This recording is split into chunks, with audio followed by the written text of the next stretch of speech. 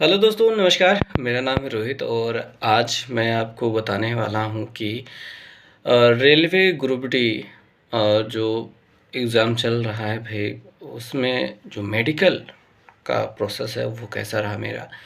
मेरा कल ही था और अभी मैं घर भी नहीं पहुँच पाया हूँ, रूम पे ही रुका हूँ एक दोस्त के। तो आज मैं बताने वाला हूँ कि ग्रुप जो मेडिकल हुआ था वो कहाँ पे हुआ था। मेरा जो मेडिकल हुआ था वो कानपुर में हुआ था। तो इलाहाबाद जो प्रयागराज ज़ोन से हूँ मैं।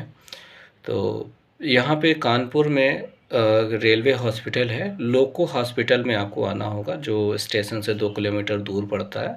आप गूगल मैप पे सर्च करेंगे मिल जाएगा, वहाँ पे पहुँच जाना है। पैदल जा सकते हैं आप, मैं पैदल ही गया था। आते वक्त मैंने जो ई रिक्शा होता है उसे बुक किया, उसने स्टेशन छोड़ने के 20 रुपये लिए 2 किलोमीटर के। गजब उल्लू बनाया। खैर, मैं मेडिकल के बारे में बात करना चाहता था। तो हम लोग पहुँचे यहाँ पे तो 9 बजे का टाइमिंग बताया गया था। 9 बजे पहुँचे तो वहाँ पे कुछ हो नहीं रहा था। 10 या साढ़े 10 या 11 बजे के करीब प्रोसेस शुरू हुई। सबसे पहले तो एक पर्चा दिया गया, एक कागज़ दिया गया था और उसमें सबको अपना नाम और वो फ़ोन नंबर, आधार कार्ड नंबर, सिग्नेचर करना था और कैटेगरी लिखनी थी। हालाँकि उस पर्चे का कोई काम नहीं था, क्योंकि वो पर्चा मेरे जेब में ही रह गया जिस पे लिखा गया था। तो मैं ही चूँकि सबसे आगे था और जितने भी चीज़ों के लिए बुलाया जाता था सबसे पहले मुझे ही बुलाया जाता था और मेरे हाथ में ही सब लोगों ने पर्चा पकड़ा दिया था। तो वो पर्चा मेरे हाथ में ही था और मैंने फिर हाथ में ले लिया, थक गया तो जेब में रख लिया और जेब में रखे-रखे वो मेरे साथ चला आया। तो अभी मैं पर्चा दिखा नहीं सकता, मतलब बैग में है, कौन उठ के जाए। झूठ नहीं बोल रहा हूँ, सच बोल रहा हूँ। थोड़ा भरोसा कर लिया करो। तो ये हो गई बातें। उसके बाद फिर उन्होंने एक अपनी स्लिप निकाली जहाँ पे पूरा नाम था। उन्होंने उस हिसाब से सबको अरेंज कराया। सबसे पहले मेरा था, तो मुझे खड़ा करा दिया गया सबसे आगे और उसके बाद फिर देवेंद्र भाई थे और ऐसे ही पीछे लगते हुए चले गए सब लोग। तो कुल 36 लोग थे और किसी को फ़ेल नहीं किया गया है और 4, 5, 7 लोग जो चश्मे वाले थे। उन चश्मे वालों को कुछ न कुछ कमी थी, जिसकी वजह से उन्हें कहा गया कि तुम ये बनवा के आओ और कल अगले दिन आओ, मतलब आज के दिन, जिस दिन मैं वीडियो रिकॉर्ड कर रहा हूँ। तो ये वो लोग आज जाएँगे, मैं उनके पास तो नहीं जाने वाला यार देखने के लिए। तो वो जाएँगे, उनका भी हो जाएगा, कोई दिक्कत की बात नहीं है, ठीक है। तो क्या-क्या हुआ था वो पहले बता देते हैं। तो सबसे पहले तो हम लोगों को ले जाया गया एक्स-रे रूम में, ठीक है। देखो ये प्रोसीजर जो होती है ना बड़ी लेंदी होती है, मतलब जो अंदर जाके काम होता है वो 5 से 10 सेकंड का रहता है बस। लेकिन उससे पहले जो प्रोसेस चलती है वो बड़ी लेंदी होती है और आपको बाकायदा मतलब काफ़ी समय लगाता है। तो सबसे पहले तो यही है, जब लाइन से खड़ा कराया गया तो एक-एक स्लिप दी गई, एक मेमो कह सकते हैं, मेमो दिया गया जिसमें नाम लिखना था और है ना, और क्या था? नाम था, ऐसे कुछ चीज़ें थी, 2-4 चीज़ें ऐसी थी। बस रोल नंबर नहीं लिखना था क्योंकि रोल नंबर तो यार भूल जाते थे, इतना लंबा-सा था और अपने पास कुछ था नहीं कि जिसमें रोल नंबर लिखा जाए। तो नाम था, पिताजी का नाम था, डेट ऑफ बर्थ ही याद आया और डेट लिखनी थी और पन्ने के पीछे कुछ हाँ नहीं ऑपरेशन वाला जो सिर में चोट लगी है वगैरह-वगैरह चीज़ों के बारे में हाँ नहीं में जवाब लिखना था बस। तो वो सब लिखा हमने, ठीक है? और एक फ़ोटो चिपकाए। तो फ़ोटो यार आपको लेके आनी चाहिए, मैं कहूँगा 5 से 10 सबको लेके आनी चाहिए। मेरी तो शायद 3 या 4 फ़ोटो लगी थी यहाँ पे। तो आपको अपने हिसाब से लेके आइएगा, मतलब यार 16 फ़ोटो खिंचवाए होंगे, तो मैंने 16 फ़ोटो खिंचवा के रखी थी, तो लगते-लगते मतलब 8 के करीब या 8-9 के करीब लगी हैं, बस उतनी ज़्यादा लगी हैं, बस कुछ नहीं है। तो वो फ़ोटो रखी है मैंने, नई वाली फ़ोटो थी कि पुरानी फ़ोटो का कोई मतलब ही नहीं है, नई वाली फ़ोटो एकदम रखी है, तो एक ही सेट अपन बनवा लो, 16 फ़ोटो से काम हो जाएगा, ठीक है। तो वो रखी थी और उन्होंने भई वो फॉर्म भरवाया, उसके बाद लाइन से कहा कि भाई जाओ एक्स-रे के लिए। एक्स-रे के लिए पूरा ऊपर से शर्ट वर्ट सब उतार दिया गया था और एक था भई एक्सरे वाली मशीन, उसके सामने से खड़ा होने को कहा गया।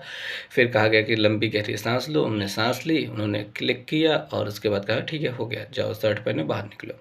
इतना सा काम करना था और हाँ सिग्नेचर भी करना था उस पर। तो वहाँ पे जो उन्होंने लिस्ट बनाई थी उस पर सिग्नेचर करना था, तो सिग्नेचर कर लिया गया और सब बाकी ऐसे धीरे धीरे होते रहे। सबसे पहले मेरा था तो ये सब हो गया। उसके बाद वहाँ से फिर से अपन उसकी जगह पहुँचे जहाँ पे हम लोगों को बिठाया गया था, एक जगह ख़ास थी। तो वहाँ पे फिर आई टेस्ट होना शुरू हुआ।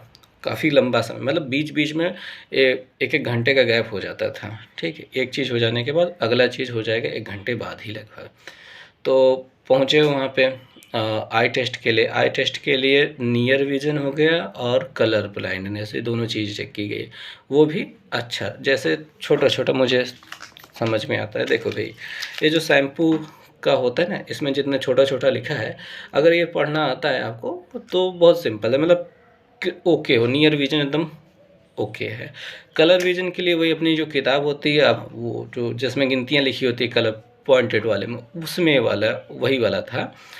तो वो वही 7 है कि 5 है कि 12 है कि 45 है कि 49 है, यही सब पढ़ना था और बस यही था। और कुछ में कुछ भी नहीं था। ये सारी चीज़ें यहाँ पे कलर विज़न और नियर विज़न में हो गई। पहली बार जब नियर विज़न और कलर ब्लाइंडनेस के लिए जब पहुँचे डॉक्टर के पास, तो उन्होंने आइडेंटिफ़िकेशन मार्क पूछा था।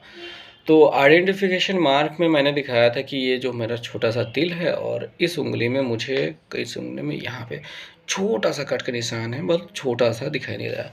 तो डॉक्टर ने पूछा कि इतना छोटा क्यों? तो मैंने कहा कि मेरे चेहरे पे, हाथ में ऐसा कुछ है ही नहीं बड़ा-सा, तो इस वजह से छोटा लिखा। तो उन्होंने कहा, बस कुछ बोला नहीं, ठीक है, ओके, यही कह दिया।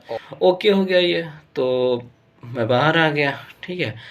तो उसके बाद फिर हमको फिर वही बात है कि लंबी प्रोसेस होती है, बैठाया गया था। फिर डिस्टेंस विज़न के लिए वहीं पे रखा गया, मतलब वहीं पे था, डिस्टेंस विज़न के लिए भी वहीं पे थे। तो डिस्टेंस विज़न के लिए थोड़ी देर बाद बुलाया गया। जब पहुँचे तो वहाँ पे एक कुर्सी थी, बैठा दिया गया। सामने एक चौकोर सा, मतलब एक पूरा फ्रेम था, उसमें अलग-अलग खाने थे, छोटे-बड़े ऐसे गोल-गोल, जैसे ये डिबिया हो गई, ऐसे गोल-गोल खाने थे। उसके ऊपर ढक्कन लगा रहता था ऐसा, मान लीजिए ऐसा ढक्कन लगा रहता था। इसको उठा देते थे और उसमें सी जैसा कुछ बना रहता था, ठीक है? और उसको बार-बार ऐसे घुमा-घुमा के वो डॉक्टर पूछते थे कि बताओ सी का मुँह किधर की ओर है? अब उसमें ढेर सारे खाने थे। अब मैम ने कि पहली बार तो ये होता है क्या, ढक्कन हटाया है, किस वाले का ढक्कन उठाया, मुझे यही सोचने में कुछ समय, 2-3 सेकंड का समय लग गया। मैम को लगा कि शायद मुझे दिखाई नहीं दे रहा है। फिर जब पता चला, अबे वो वाला ढक्कन है यार, उसको उठाया, वहाँ पे देखना, तो इधर दाएँ, ऊपर, नीचे, दाएँ-बाएँ, यही सब बताना था बस। तो उसके बाद वो वाला ओके हो गया था, छोटा-छोटा जितना छोटा हो सकता था उन्होंने सबसे छोटे तक हमको पहुँचा दिया। तो उसमें भी सब अच्छे से बता ले रहे थे, बहुत ईज़िली दिखाई दे रहा था, आराम से दिखाई, जिसकी आँखें ठीक है तो उसको दिखाई देगा ही, जिसकी नहीं ठीक है तो उसको नहीं दिखाई देगा, ये हो गई बातें। तो ठीक है, वो ओके हो गया सब। और इसमें कॉमेडी चलती रहती है भाई। कोई लड़का रहता है, को एक तो था वो इंग्लिश मीडियम का था, उससे पूछा गया कि सी का मुँह किधर की ओर है? कह रहा है दिस वन। म मज़ाक हो, वो आके बाहर बताया कि यार मैं ऐसे कह रहा था, दिस वन कि इधर, ऊपर, नीचे, दाएँ-बाएँ बताओ, ये क्या बता रहे हो? तो उसका भी अलग कॉमेडी चल रहा था। तो ये सारी चीज़ें हो गई। उसके बाद फिर ये सब कंप्लीट होने के बाद हम लोग 10 लोगों का ग्रुप बनाया गया था। तो इन 10 लोगों को भेज दिया गया हाइड्रोसेल के लिए। तो हाइड्रोसेल वाले जो डॉक्टर थे उनके पास पहुँचे, तो वो लोग तो अपना मरीज़ों को देखते भी रहते हैं। तो उसके बाद जब वो खाली हुए तो हम लोगों को बुलाया गया बारी-बारी से। सबसे पहले मुझे खड़ा कराया गया, कहा शर्ट ऊपर करो और ये पैंट नीचे करो। खोल के पूरा नीचे किया और उसके बाद फिर कहा कि ऐसे देख कर के, ऐसे किनारे देख के खाँसो, ठीक है?